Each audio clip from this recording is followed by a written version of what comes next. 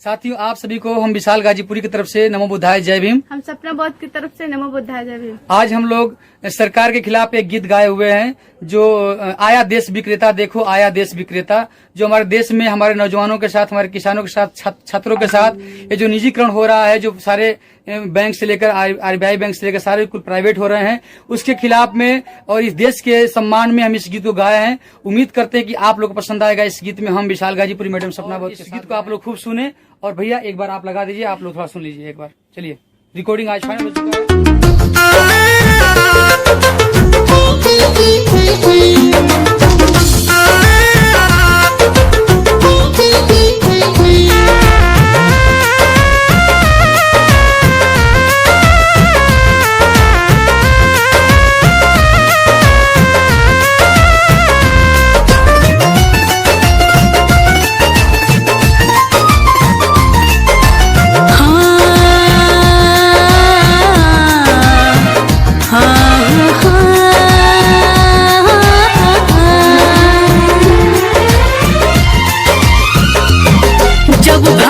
अपना बिखरा था तब चंद्रगुप्त ने अखंड किया, फिर अपनी कलम के दम पे उसे भीमराव ने बुलंद किया। जब भारत अपना बिखरा था तब चंद्रगुप्त ने अखंड किया, फिर अपनी कलम के दम पे उसे भीमराव ने बुलंद किया। देश के कुर्सी पे अब तो ऐसा ठग है बैठा, उस देश के कुर्सी पे अब तो ऐसा ठग है बैठा, जो देश को ऐसे बेच रहा कि नाम पड़ा विक्रेता। वो चाय बेचते बेचते अब बन गया देश विक्रेता।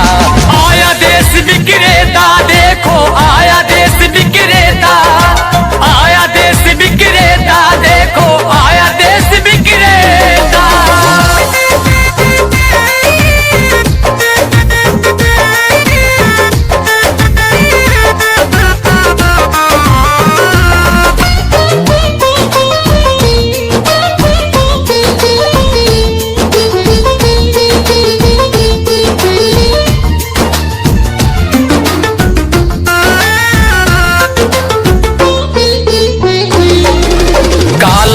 लाऊंगा कह के भारत का कोष भी साफ किया, श्रमिकों को भूखे मार रहा, धनिकों का कर्ज भी माफ किया। काला धन लाऊंगा कह के भारत का कोष भी साफ किया, श्रमिकों को भूखे मार रहा, धनिकों का कर्ज भी माफ किया, धनिकों का कर्ज भी माफ किया, धनिकों का कर्ज भी माफ किया। लाखों का सूट पहन के भी खुद को फकीर है कहता, जो देश को ऐसे बेच रहा कि नाम पड़ा विक्रेता। वो चाय बेचते बेचते अब बन गया देश विक्रेता। आया देश विक्रेता देखो आया देश विक्रेता, आया देश विक्रेता देखो आया देश विक्रेता।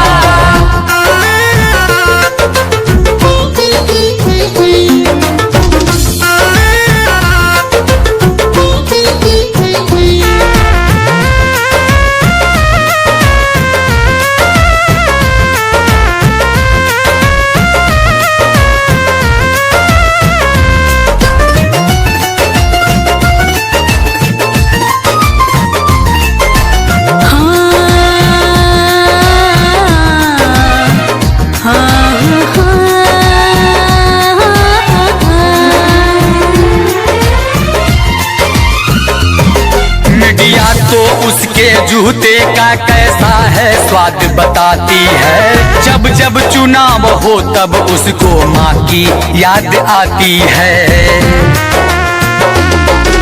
मीडिया तो उसके जूते का कैसा है स्वाद बताती है, जब जब चुनाव हो तब उसको माँ की याद आती है, माँ की याद आती है, माँ की याद आती है। किसी का संग दिल पति है तो वो किसी का मतलबी बेटा, जो देश को ऐसे